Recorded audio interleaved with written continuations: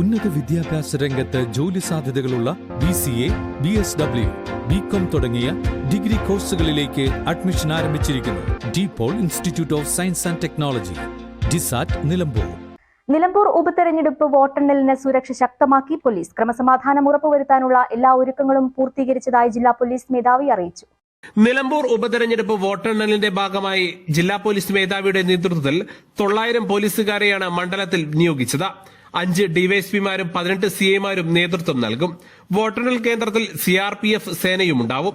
ഉപതെരഞ്ഞെടുപ്പ് ഫലം അറിവാകുന്നതോടെ വിജയാഘോഷമുണ്ടാവുന്നതിനാൽ നിലമ്പൂർ ഉൾപ്പെടെ മണ്ഡലത്തിലെ എല്ലാ ടൌണുകളിലും കൂടുതൽ പോലീസുകാരെ വിന്യസിച്ച് ക്രമസമാധാനം ഉറപ്പാക്കും.